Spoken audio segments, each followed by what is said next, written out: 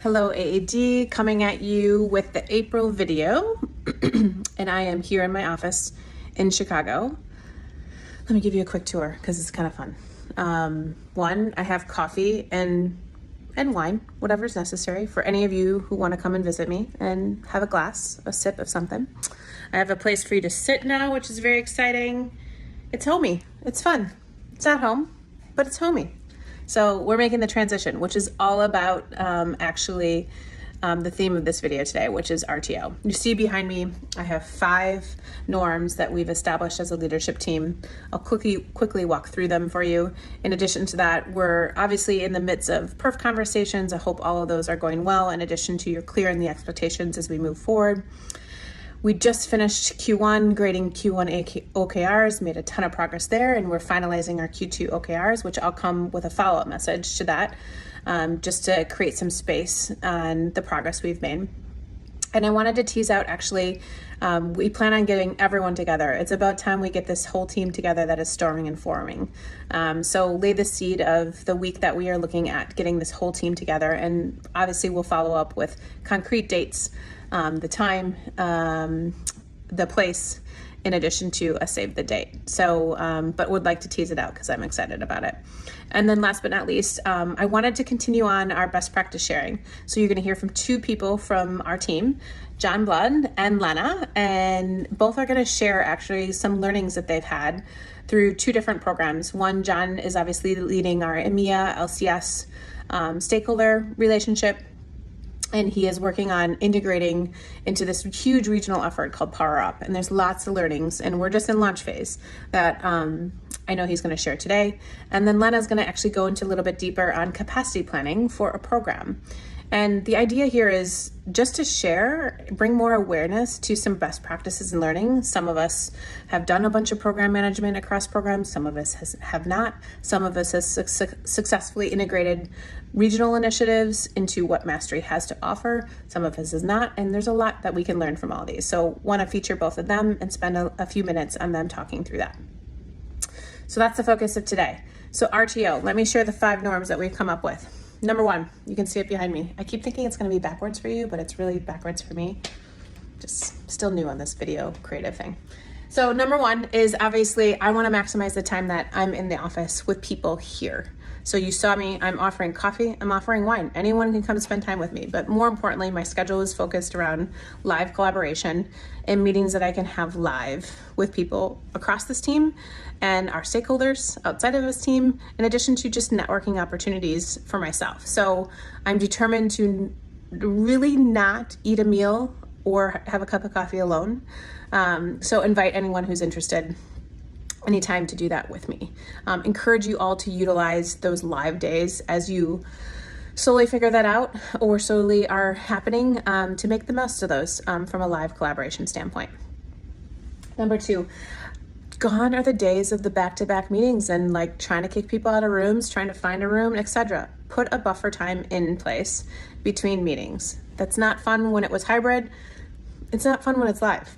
And so I want to make sure you guys feel comfortable blocking time off between meetings to be able to do your thing. Prepare for the next meeting, go to the bathroom, get some food, have an opportunity to talk to someone outside of this team. So create some buffer time within your day, so you're not in back-to-back meetings.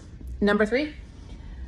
All right, another thing I loved about COVID, I don't know if you guys agree with this, but I think it's even more necessary as we are all commuting again, for some of us who have longer commutes, is camera off is okay. Let's continue to be okay with camera off in meetings. A lot of us have long commutes. You may still want to get conversations in.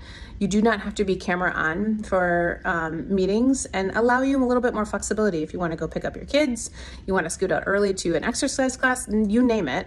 Allow yourself to be camera off for meetings, to really continue to have that flexibility that started to establish as a general norm of exhaustion during COVID, but more to just provide you more time to move and be in the places that you want to be by when. All right, number 4. We talked a lot about how do you continue to make the conversation equitable for the people that are in the room, and then also the people that are live on the GVC. And one of the things that we really thought is like, how do you try to eliminate the amount of before the meeting talk and after the meeting? And so one of the things that we aligned on is just clear documented AIs, which I think is a best practice for any meeting, quite frankly, but even more important when you're in a hybrid situation. So let's review the AIs live at the end of the meeting, and then make sure they're documented and sent out to the full team of full understanding. So you're eliminating like, what did we decide to do, and who am I going to talk to about that kind of thing. So to clear documented AIs in meetings by the end of the meeting. And then last but not least, look, this is worth checking in on every so often. So how is this actually affecting your well-being?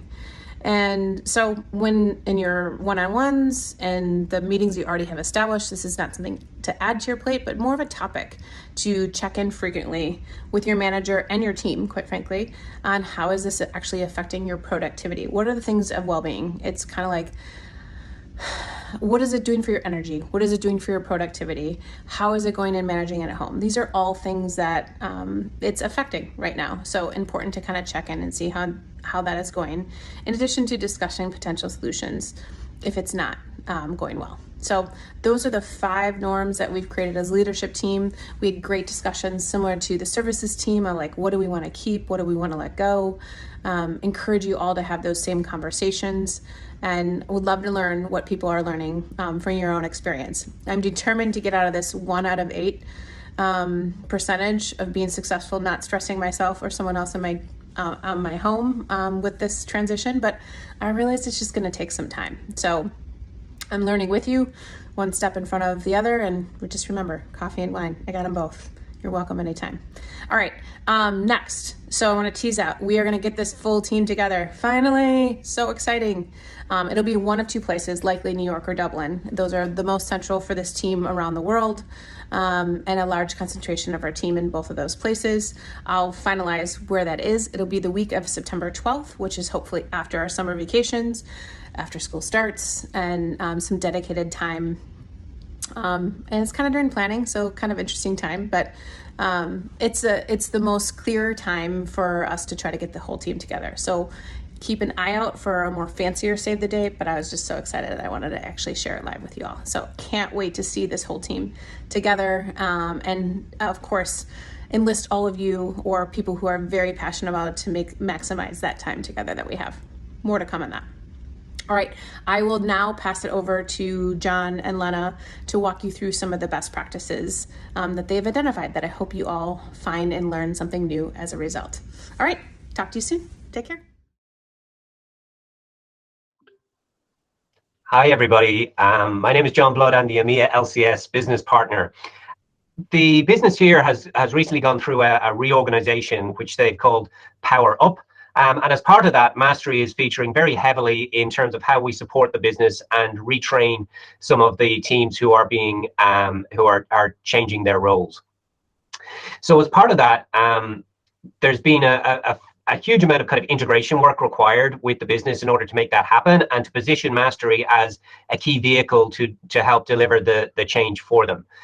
It's been called out by the likes of their leadership team with Matt Britton and Noah Samuels, both giving us kudos for the part that we've played. And we see it as a key initiative that will help embed Mastery trainings more within the business here in EMEA LCS. So that's a good news story. However, I wanted to take a quick step back to say, firstly, it's still at launch stage rather than landing stage, but I think there are a couple of learnings that I can share even at this stage that that could be important. Firstly is the importance of curiosity. When this first appeared on my radar, it was an off-the-cuff comment and alluded to something along these lines might be happening. And it was only by peeling back several layers of the onion that I saw that there was an opportunity here for both the business to invest more time in Mastery training and also for Mastery to ensure that a lot of our product trainings would feature more heavily and be used more heavily within the business. So asking those questions, peeling back layers of the onion, I felt, are a good learning that I've had in this process. When I say it's launching rather than landing at this stage, I think there's also a couple of other key lessons. Firstly is integrating with the business has lots of upsides in terms of building momentum within the business, and so it's not just Mastery pushing training at people, but it's we're aligning much more with initiatives within the business to position us as supporting those initiatives. So that's one thing. So an integration layer is key. However, there are downstream impacts that that I think are significant and should be called out. In doing that, we are less masters of our own destiny and need to integrate at lots of layers within the business. So from an OKR setting perspective, from a program management perspective, from a comms perspective, there's implications there. And I think just as we've gone through this process, particularly on those three elements, OKR setting, comms, and program management, there have been things for us to consider. And I'm very thankful to Lena, to MK and all of her team, and in particular to Jill for all the work that she's needed to take on in addition when it comes to some of the comms on this. So we're very excited about the opportunity that is presented by Power Up and the alignment that Mastery has as part of that. The call outs from leadership on the importance of Mastery in reorganizing their teams. I'll keep you posted on progress, but just wanted to check in and highlight that this is an important shift we're making with the business, and that there are some downstream implications for us to consider. So hopefully that's a good example of celebrating the growth mindset in this update. Talk to you again soon at some stage in the future on this as we land it further. Thanks so much.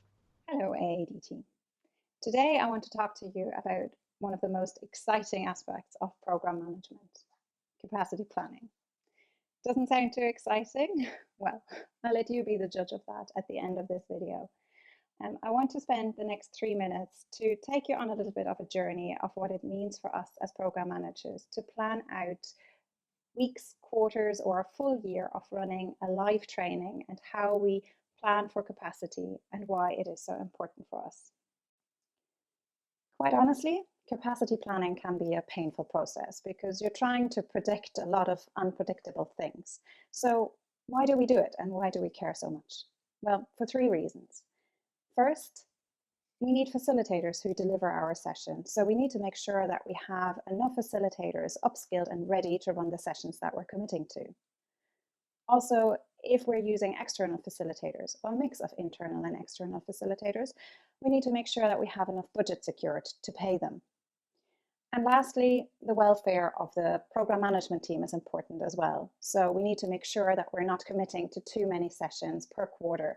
That would be too much of a strain on the experiences team. So what's the process of capacity planning? It's basically us program managers running through a number of questions to get clarity on the scope and the timing of a training. We usually do that in very close partnership with the business partners. There are 3 main questions that we want answers for. Number 1, what's the total size of the target audience? And this is everybody and anybody who could potentially attend the training. So it could be all managers reporting up to Karen Saunders in CCAS, or it could be all sellers in EMEA LCS. Once we know that, we can then discuss whether the training is optional or mandatory. If it's a mandatory training, then we aim that between 80 to 100% of all people attend the training, which means we as program managers want to ensure that we have enough capacity for these people to attend. We aim to provide between 120 and 130% of the seats. If it's an optional training, then we need to discuss what we're aiming for. Is 15% of the target audience having attended the training acceptable? Should it be 25% or 50%?